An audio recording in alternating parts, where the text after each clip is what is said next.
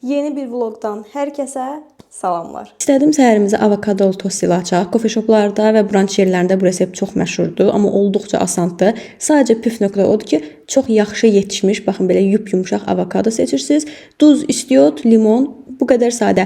Əslində tərkibində çeri pomidor yoxdur bu reseptin, amma mən əlavə çeri pomidor qatıram və çox daha ləzzətli olur. Və bu da Azərbaycandan gələn nehrə yağıdır. Əslində bu adi butulkada gəlmişdi. Mən bunu ərdib şüşəyə qoydum. Amma anam inadla deyir ki, bu şüşə sınacaq. Sən bunu 100% çolun qazana və sair qoymalısan. Mən də çox inadla düşünürəm ki, bu şüşəni sındırmayacağam. İnşallah başımıza elə bir iş gəlməz. Holland pendirini çox sevdiyimiz və çox işlətdiyimiz üçün belə yumru formada alırıq. Bu 1 kiloqram 460 qram olmalıdır. Qiyməti isə 20 manat idi və çox qəşəng şəkildə onu süzgəcdən keçiririk. Gəldim ki, saçımı tez darayam. Çünki əgər qurusa, daramamışdan əvvəl elə belə heç bir mənası olmayacaq çimməyimin, saçım yenə sərgəsiz olacaq. Belə öz-özünə tərsiz, neyinirsiniz? Bir sual verim. Sizcə saçımı bu dibi gəlməyi mən narahat etməlidirmi? Etməliyəmmi, yoxsa etməməliyəmmi? Açığı məndən qalsa, mənə qalacaq. Yəni mənim saçımda başqa kimə qalacaq.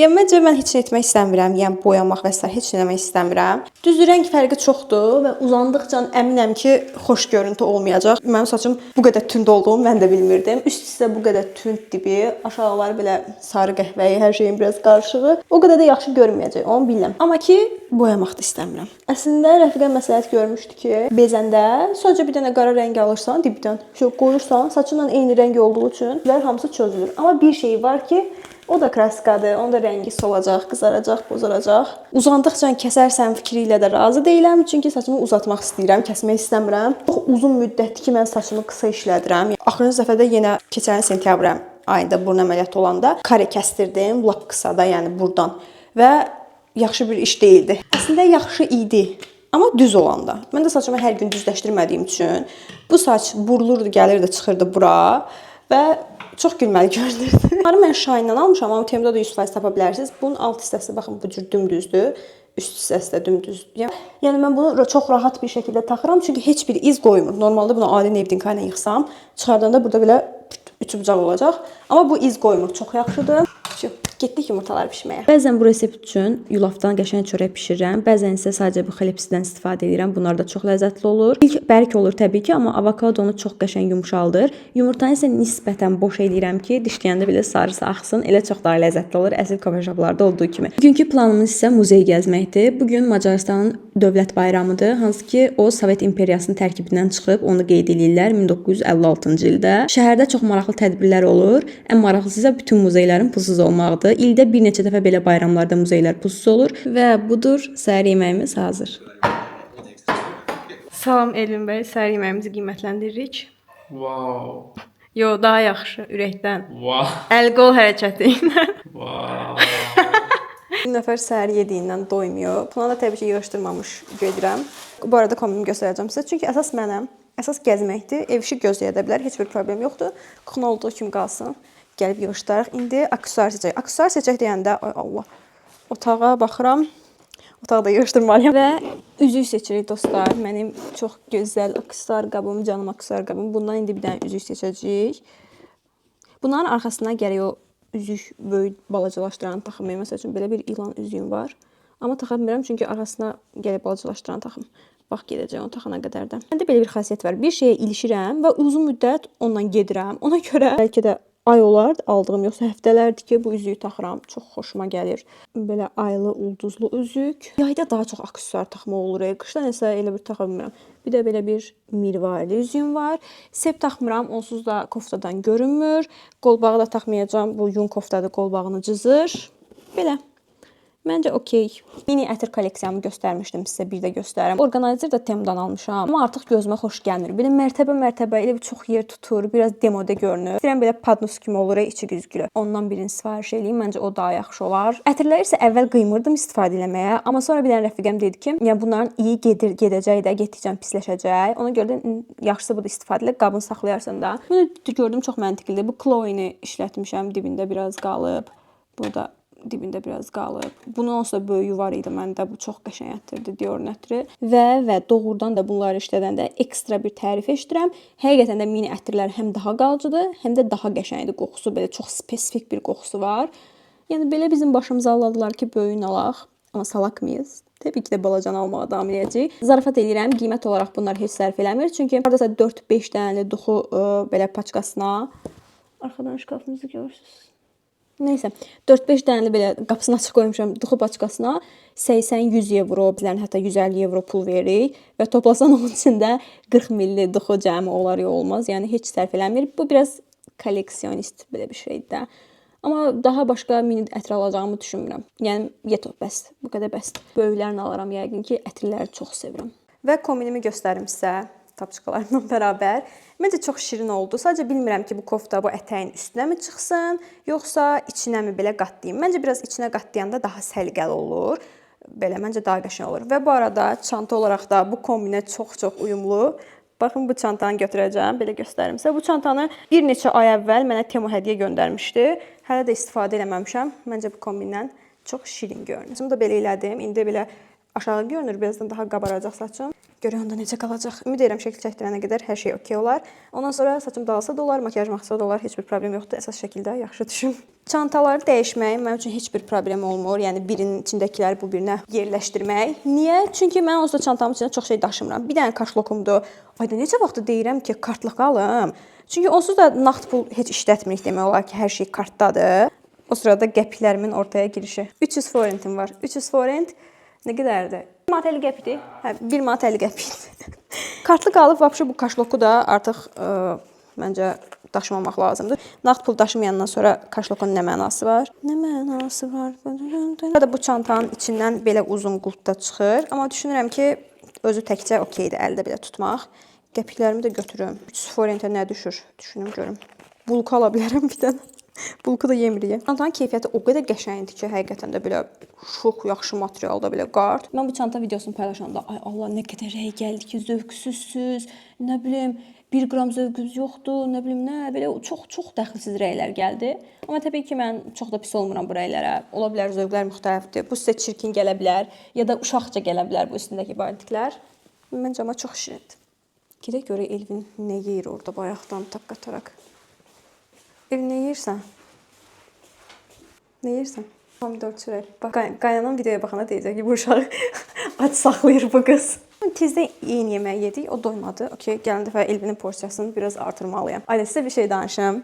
Biz yeni evlənəndə, yəni bura təzə köçəndə, toydan neçə gün sonra, 3 gün sonra onsuz da bura köçdük, heç Azərbaycanda qalmadıq. Deməli, gəlmişik və mən də özümə gerkes falan bişirirəm hər səhər. Elvinə də bişirməyə başladım. Keçən dəfə kimi o bollar falan düzəlirəm, xoşuma gəlir. Amma ki, mən özümə yəni bu qədər qoyuram da, bol səhər yeməyi falan. Özümə nə qədər qoyuramsa, Elvinə də o qədər qoyuram. Bir dəfə, 2 dəfə, 3 dəfə nəsə heç bir şey problem yoxdur. Sonra axırda bir dəfə Elvin qayıtıb mənə dedi ki, axı mən bundan doymuram. Nə qədər gülmüşdüm. Ondan sonra uşum kəsdi ki, mən bu boyda yeyirəm deyə. O demək deyil də Elvin də bu boyda yeyəcək. Ondan sonra Elvinin porsiyasını daha böyük qoymağa başladım. Amma özümə nə qoydumsa, çünki ona da onu qoyurdum. Əslində 2 avtobus dəyişərək çatmalıydıq gedəcəyimiz yerə. Amma ki, bayramla əlaqədar bəzi avtobusların yolu dəyişib. Ona görə də yəqin ki, haransa bağlayıblar, eliblər. Konsert falan da var bu gün şəhərdə. Ona görə yolun yarısına qədər 6 dəqiqə falan avtobusla gəldik. Yarım saatında da piyada yeriyəcəyik. Amma məncə problem deyil. Biz piyada gəzməyi xoşlayırıq. Bu isə maşın buraxmırlar avtobusa. Ona görə piyada gəldik, amma çox qəşəngdir. Hər tərəfdə yarpaqlar, rəngarəng, hər cür rəng var. Hətta burada bir dənə yer var. Sonra hiking üçün getmək istəyirik. Hiking dedikdə yəni sadə yürüyüş eləyəcəyik. Meşə kimidir, amma çox da böyük bir meşə deyil. Deyilinə görə payızda çox gözəl olur ora.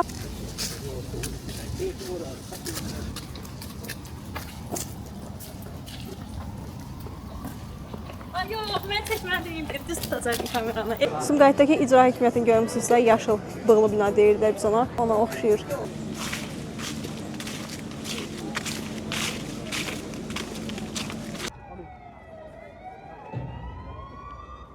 Və gəldik muzeyə. Birinci buranı gəzəcəyik. Bu Fine Arts'da İncəsənət muzeyidir. Çox pis bir şey oldu. Bayramla əlaqəli saat 2-yə kimi fəaliyyət göstərirlərmiş. Halbuki Google Maps-də saat 6 yazmışdılar. Mən bunu şiddətlə qınayıram. Çünki hər kəs Google Map-ə baxaraq gəlir və saat 6 yazıbsa 6-ya kimi işləməlidir. 2-də bağlanacaqsa yazmalı ki, 2-də bağlanırıq. Nəysə, əsəbləşdim. Deməli, bu Macar bayrağı görürsüz. Hər iki tərəfdə eyni bayrağı qoyublar. Əvvəl Sovet İmperiyasının daxilində oldu. Bayrağın içərisində yumru hissədə oraqla, neydi onun adı? Oraqla çəkic var idi. Bu bayram bayraqları belə asırlar, yəni o ortasındakı deşiyi kəsib götürürlər ki, biz artıq Sovet İmperiyasının tərkibində deyilik. Ona görə də çəkic və oraq artıq yoxdur bayrağımızda. Əslində normalda bura buz meydançasıdır. Yəqin ki 1-2 aya falan qurarlar. Orada da göl və fəvvarə görürük. Hazırsınız? 1, 2, 3. Çox qəşəng görünür. Əməli başda belə qaladır da. Qəsr Dudunun şatosu. Bayaqki muzeyə gəzənmədiyimizə görə çox pis olmuşdum, amma sonra təsadüfən parkın ortasında başqa bir muzey çıxdı qarşımıza, oranı gəzdik. Deməli, bura kənd təsərrüfatı muzeyidir və bunların hər birinin içində maddələr var. Sodium hidroksiddir. Yansıt da oxşarı da. Nə bilirsən? Bəlkə həqiqisidir. Atlar tək bizdə deyilmiş. Macarlarda da atlar məşhur imiş gördüyünüz kimi. Ay Allah, nə şirindir bu. Bunu bilirəm. Bu arı kovanına tüstü vurmaq üçündür. Amma niyə unutmuşam, yadımdan çıxıb. Qarğıdaldan yeməmişəm deyəsən, yadımda deyil. Və taxıl çeşidləri. Bu boyda donuz görmüşdünüz heç? Mən ilk dəfə qaban deyirlər buna, yoxsa elə donuz da qaban deməkdir. Yəni çox böyükdür. Mən elə bilirdim ki, donuzlar baxın elə orada kimi, görürsüz orada kimi balaca olur. Muzeyin içində eksponat çox az olsa da çox maraqlı bir muzey idi. Çünki qədimi dövrdə insanlar necə yaşayır, çadırları, evləri, işlətdikləri alətlər göstərilirdi və məncə çox maraqlı idi. Bir də baxdım ki, şüşənin üstündə yeyirəm. Sən demə burada torpağın altındakı qalıqları göstərirlərmi? Böyük bir dənə çadır var. Çadırın içinə girmək yoxdur, amma sadəcə belə göstərirlər içində. İnşallah orada kimsə yatmır. Təbii ki, həmişə cihazına yazsaydı. Sumqayıt. Bayaqdan da ata şeylər görürük də. Ata ərkil dövrdülər yəqin. Əslində Elvin heç kamera sevən insan deyil, diqqət mərkəzində olmağı isə ümumiyyətlə xoşlamır. Amma mən bəlkə bir dənə video çəkək sualıma heç vaxt yox cavabı almıram. Buradan da ona çox təşəkkür edirəm. Onu çox lap çox istəyirəm. Görünür Macarlar çox vətənpərvər insanlardılar. Çünki o yağışın altında, o cür paradda nə qədər insan çöldə idi. Yəni evdə oturan heç kim qalmamışdı. Hamı paraddaydı. Evə gəldik, amma yağışa düşdük. Dəhşət yağış yağırdı. Bunu da asaq biraz qurusun. Əslində hava isti idi, amma yağış çox möhkəm yağırdı. Ona görə də qaça-qaça gəldik. Çöldə bayram tədbiri hələ də davam edirdi. Nəsə olsa Macarca falan mahnılar oxuyurdular, biz çox da başa düşmürdük. Axşama da qızlarla plan salmışıq, amma ümid edirəm yağış o vaxtda biraz azalar. Belə yağsa, bilmirəm gedə biləcəm ya yox. Yağışlı havada çölə çıxmaqdan xoşum gəlmir. Nəysə, indi gedirik qəşəng yemək bişirməyə. Bugünkü menümüzdə kumpir var.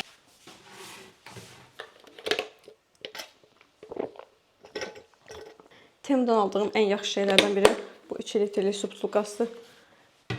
Çox yaxşı işə yarayır. Hə, vuracam. Birinci mətbəxə çox az əl gəzdirək, qabyanı qoşum. İçində dedim ki, bəlkə əynimi dəyişməyim, o paltarda yemək bişirim. Biraz daha belə şık, qəşəng görünüm. Ondan sonra dedim, yox, ürəyim sıxılır, paltarımı dəyişməliyəm. Paraşok qoymamış az qala qoşurdum.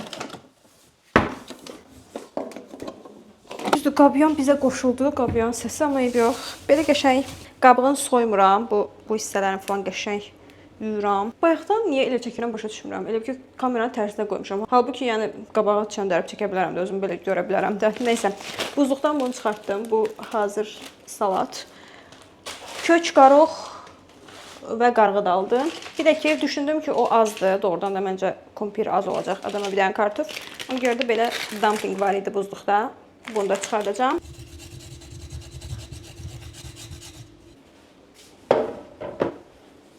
Ay qızlar, sizdən bir şey soruşum. Aranızda air fryer olan... İkiş yatıb deyəsən. Bir dənə onun üstünə bir şey örtüm gəlmir. Biraz yavaşlanmışım. Elvin yatıb edit eləyəndə yox. Xodum verərəm orada. Soruşurdum ki, aranızda air fryer işlədən var. Dibin hər ehtimalı biraz yağlayacağım. Air fryer işlədən var.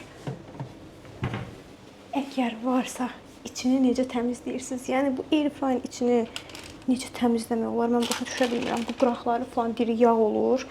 Mən onu 2 dəfə arxa-arxaya qabyana da qoyuram. İçinə su doldurub, feyri töküb, elə air fryerin içində xodda qaynatmaq o işə yarayır. Amma yenə də bu qıraqlarındakı yağ birikintisi getmir. Başa düşürəm, onu necə eləmək olar. İndi bunu qoyuram 200 dərəcədə air fryera. Nə qədər qalacaq düzüm bilmirəm. Çünki mən tez-tez yoxlayıram bişənə qədər, amma nağ bir 40 dəqiqə qalır. Çünki Elvin bir tikə yatıb, həm qabyanı qoşmuşam, həm air fryeri qoşmuşam. Hər şey səs çıxardır.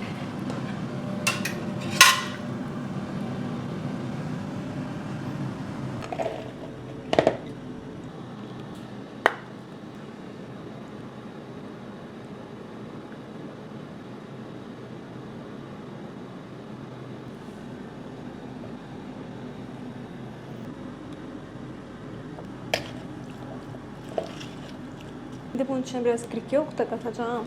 Əslində Greek yoğurt qatıq kimi gedir burada, amma 10% yağlılığı var da, yəni smetana əvəz eləyir deyə bilərik. Ona görə də bərk hissəsindən biraz belə qatacağam.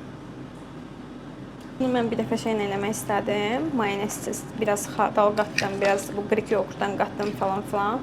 Duzlu yox, nəsə də güya mayonezsiz sağlam salat. Sağlam oldu. Amma yəni mayonezi əvəz eləmir də, yəni də.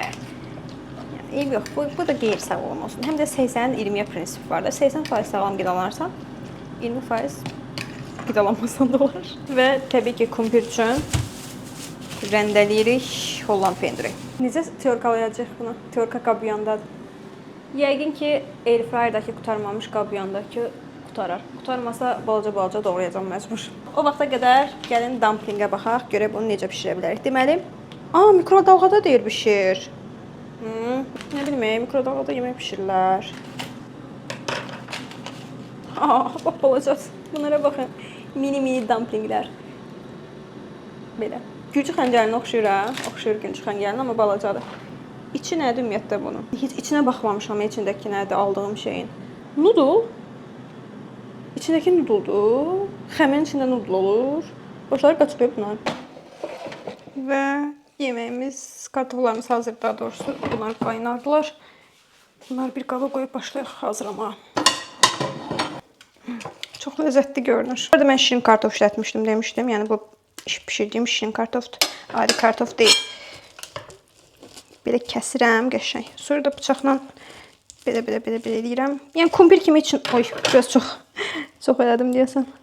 Deməli için belə oyuruq, gördüyünüz kimi. Sonra biraz çox açıldı. Bu qədər açılmamalıydı. Holland pendiri ilə qarışdırırıq. Holland pendirini süzgəcdən keçirsəz çox daha yaxşı olar. Əslində kartofa da duz istiyot vura bilərsiniz, amma məncə mən salatı biraz duzlu eləmişəm deyə kartofa ekstra bir duz istiyot vurmadım. Kartofları bu cür airfryerə qoyanda tam bir közlənmiş kartof dadı verir. Elə bir ki, yəni bunu kebab kimi bişirmisiniz. O qədər dadlı olur ki. Bir dənə qaldı bu dumpliklər. Bunlar da sadəcə 3 dəqiqə mikrodalğaya qoyun deyir. Qoyaq görək nə baş verəcək. Elini yemək, mənim yeməyim. Mikrodalğanı gözləyəndə sizə bir şey danışım, yadıma düşdü. Deməli mən təzə evlənəndə çox uzun müddətə bişirdim yeməyi. Mən deməli günorta 11-12-dən başlayırdım yemək bişirməyə. Axşam 4-5-ə ancaq qutardı. Sonra baxdım ki, belə şey olar. Bu neçə saat adam yemək bişirər. Sonra da mən dank elədi ki, mən bilirsiz nə edirdim?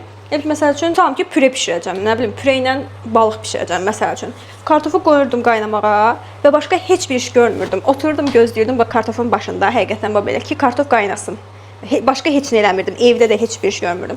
Oturdum, kartof qaynasın. Ondan sonra kartof qaynayırdı. Onu püre halına gətirirdim. Nə bilim, qaymağındı, Holland pendiridir və s. qarışdırdım. Onu püre halına gətirdim. Ondan sonra başlayırdım balığı qızartmağa. Hətta elə vaxt da olurdu ki, balığı buzluqdan çıxartmağı unudurdum. Heç nə, gözləyirdim, balığı buzluqdan çıxardırdım. Otururdum, gözləyirdim, balığın buzu əriyəcək. Ondan sonra bişirdim.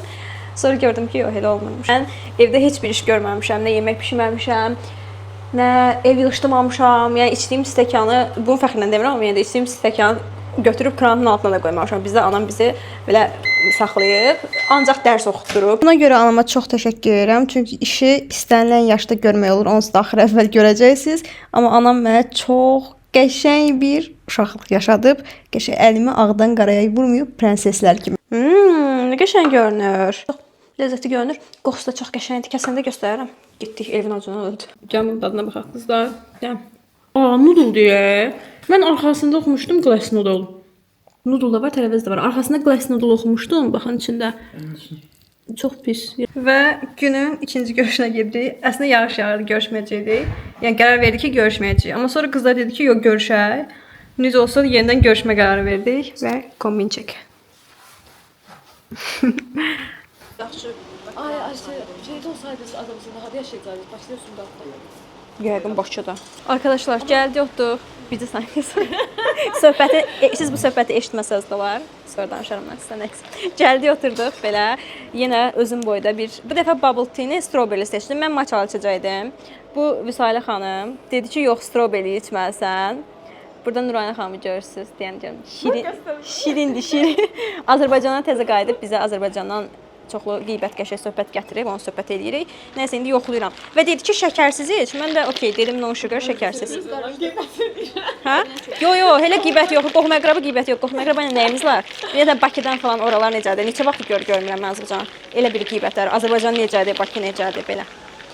Ya Allah. Həqiqətən də nəqliyyat 60 qəpik olur. Nəqliyyat 60 qəpikdir ki? Məsələn nə? 50 deyildi axırıncı. 60 olur. Şirin imiş haqqı, yaxşı sugar deməmişəm. Qəşəngdir amma qəşəngdir. Elə bir ki dondurmayı yeyilmişəm kimi də. Amma matcha forever. Amma yenə də yoxladım. Əgər turş dad sevirsinizsə, bu çiyələli bubble tea-ni çox bəyənərsiniz. Çox maraqlı, şirinə, turş bir dadı var idi. Çox da mənim ağız dadıma xitab eləməsə də, mən fərqli şeylər yoxlamağı çox xoşlayıram. Düşünürəm ki, görəsən gələn dəfə gedəndə hansı dadı yoxlayım. Burada menyuda o qədər çox fərqli çeşid var ki, gələn dəfə sizə çəkərəm menyunu. Dəhşətli maraqlı şeylər var. Söhbət çox maraqlı gəldi. Orada da biraz sıxıldıq. Dedik ki, gələk birazdan McDonald's-da söhbətimizi davam edək. Vüsalə və Nuranə hamburgerini yeyirlər. Mən McDonald's-ın hamburgerini çox xoşlamıram, yemirəm. Vüsalə qabağımda nəm-nəm eləyir və möhtəşəm söhbətimizə burada davam edirik. Vüsalə yeyir və Nuranənin yeməyi. Nuranə həmişə hamburgerləri cüt-cüt yeyir. Nuranənin qeybətini qırırdım, Nuranə də gəldi. Evə gəldim qızlar, bir dənə yağışa düşdüm, dəhşət və Kinder açırıq yenə Elvinlə. Nazikcə. Mən bu uşağı çox istəyirəm yəni qızlar, buna baxın. Nazikcə. Cırmada səliqəli. Sonra kim tosranır baba evi? Robot. Sən yox. Bizdə olan bir şeydir. Yox. Batman-dir. Batman'ımız var idi. Eyb yox. Batman oldu. Mən idi, Batman idi, Batman oldu. Ay, ingilis dili desəm var. Bəzən izləyicilər reply atanda yazırlar ki, ayda ilk dəfə bir YouTuber mənə cavab yazdı. Amma mən bütün izləyicilərimi çox sevirəm və düşünməyin ki, mənə rəy yazan azdır deyə. Bu arada rəy yazan az deyil deyə hər videoma bir 100-150 rəy gəlir. Gəlir də. Məncə 100 rəy gəlir. Minimum 100 rəy gəlir. Amma yəni 200 rəy gəlsə belə mən hamınıza bir cavab yazacağam. Çünki neçədən rəy gəlsə yazmarsan hamısını. Məncə nə qədər ki çox gəlsə 10 yazar. min rəy gəlsə hamısını yazarsan. 10 mindən rəy gəlsə də hamısını yazaram. Yəni bilirsiniz necə? Rəy görməmək deyə bir şey həqiqətən yoxdur. Yəni kimsə məsələn mən dərs kanalı paylaşanda dərs videolarına çox şagirdlər falan rəy yazır da. Elə gün olur ki, bir günə mən 500-600 rəy cavab yazırdım. Yəni bu bilirsiniz nədir? Elə bir ki, deyirsiniz ki, mesajı görmədim. Elə bir şey mümkün deyil. O bildirimi gəlir. Plus da biz YouTube studio işlədirik bu statistikanı görmək üçün. Orada eyni rəy 100 dəfə, yəni sən cavab yazana qədər o rəy gözünün qabağında olur və 100 dəfə görürsən. O rəyi görməmək mümkün deyil. Ona görə mən kiməsə rəy yazanda və mənə YouTuber cavab yazmayanda biraz büzüşürəm.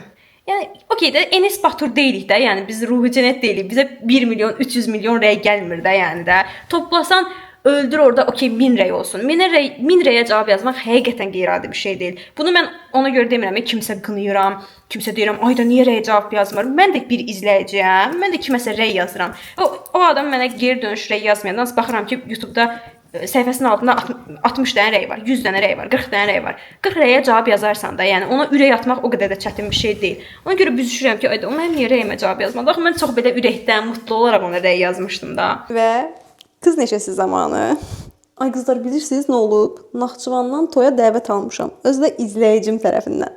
Bayaq bir dənə rəy gördüm. Bir dənə xanım yazmışdı, tanışlıq hekayəsini yazmışdı rəydə. Necə sevgilisi ilə tanış olub, indiki nişanlısı ilə necə tanış olublar və s. O qədər belə oxudum, duyğulandım. Belə çox şirin-şirin yazmışdı. Hiss olunurdu ki, xanım həqiqətən də çox xoşbəxtdir. Allah daha da xoşbəxt eləsin. Nələr kimi deyim də qoşa qarsınlar. İnşallah xoşbəxt olsun. O yazmışdı ki, Bakıda qalsa sizi Naxçıvana toyuma dəvət eləyərdim. O qədər sevindim ki, belə izləyicinin mənim belə dəyərli görməyinə qorxdum, ora qədər qorxdu. Çox belə içim qıpır-qıpır oldu həqiqətən də. Uşaq kimi sevindim. Mən də sizləri çox sevirəm həqiqətən. Naxçıvanda mən bir dəfə olmuşam və o qədər bəyənmişdim Naxçıvanı. Elə bilirdim ki, o vaxt Naxçıvan ayrı xarici bir ölkədir. Qızlarla da çox maraqlı söhbət elədik. Yoruldum. Görürsən bu vlog neçə dəqiqəlik olacaq. Çalışıram ki, vloglar maksimum uzun olsun. Çünki uzun vloglar istəyirsiniz. Mən də uzun vloglar çəkməyi və editləməyi xoşlayıram. Üzümə gelim qutarıb, hələ almamışam. Beauty of Joss'un belə maskası var idi, bu üzü qəşəng göstərən. Bunu üzümə gel kimi işlədirəm, çünki makiyaj çox qəşəng təmizləyir. Bilmirəm səhv eləyirəm, düz eləyirəm. Ayda bir dənə qəşəng çaşıb uzadacaqdım ki, sizə bir dənə eləyim. Bir dənə qəşəngi var. İstəyirəm yenə Koreyadan üz baxım məhsulları sifariş eləyim və s. Amma bilirsiniz nə olub? Axır vaxtlar məndə bir dənə pis xasiyyət yaranır ki, heç nə almıram özümə. Bütün pulumu ancaq Temuya yatırım olaraq verirəm. Çünki elə bilirəm ki, çoxlu tema videoları və s. çəkməliyəm. Bu arada bu həftə tema videosu gözləyənlər üzürlü sayın.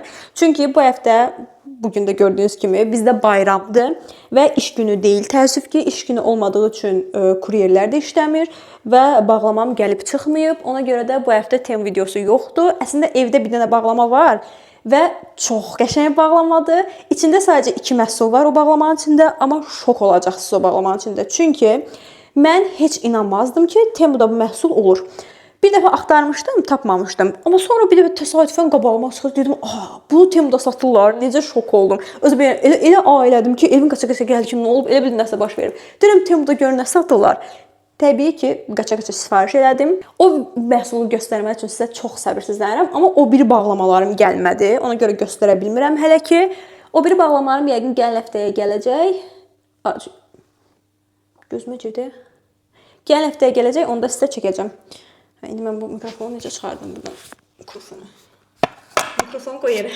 Qızlar, bilirsiniz nə olub? Keçən və sizə vlogda demişdim, ən sevdiyim mahnı Belli. Notre-Dame de Paris müzikalından və o tamaşa Budapeştə gəlir. Orijinal fransız dilindən orijinal aktyorların, orijinal dedim, yəni həqiqətən də bu tamaşanın ilk oynayan aktyorların ifasında gəlir. Yəni çox getmək istəyirəm həqiqətən də o tamaşaya. Yanvar ayındadır. Biletlər artıq satışa çıxıb təbii ki, indidən bəlkə də qutarmağa yaxındır, bilmirəm. Amma qiymətlər biraz mənə çox gəlir. Yəni 2 nəfərə plus da hətta biraz arxa yerdən otursaq, yenə də 250-300 manat pulumuz çıxacaq. Bilmirəm, o tamaşa üçün həqiqətən dəyər, açığı məncə 500 manat da dəyər o tamaşa üçün. Sadəcə bilmirəm, alınmı bilet, almayım, amma nə bilim, insan həyatında bir dəfə ola bilər də, yəni o an ki, Notre-Dame-a orijinal fransız dilindən o eyni aktyorlarla baxasan, o musiqini eşidəsən onun ifasından canlı, çox getmək istəyirəm. Görə indi qismət olsa, inşallah biletlər alıb getmək istəyirəm, yəni sizin üçün də çəkmək istəyirəm o kadrları. Çünki mənim üçün belə möcüzəvi bir an olar. Həmişəki gözaltımı, bu gözaltındakı krem retinallıdır, retinallı kremdir, həqiqətən də. Gözümün altının necə ağardığını bilmirəm, siz oradan görürsünüz, görəmirsiniz. Amma mənim gözüm bu kremi istifadə edəndən bəri göz altlarım ekstra bir ağarıb. Yəni reklam falan deyil. Kəşki reklam olsa, beauty of olsun, mənə reklam versə, amma deyil. Göz altlarımı bu bebek gözaltı kimi elədi də, o qədər yaxşı məhsuldur, o qədər qəşəng məhsuldur. Mən bunu səhər və axşam vururam. Təbii ki, əlimizdə qalan kremi qətiyyən israf eləmirik. Qollarımıza falan vururuq, onlar da nəmlənsin. Belə qızlar, bir vlogun daha sonuna gəldik. Ümid edirəm videonu bəyəndiniz. Kanala abunə olmağı, rey yazmağı və bu videonu bəyənməyi unutmayın. Növbəti videolarda görüşərik. Hələlik.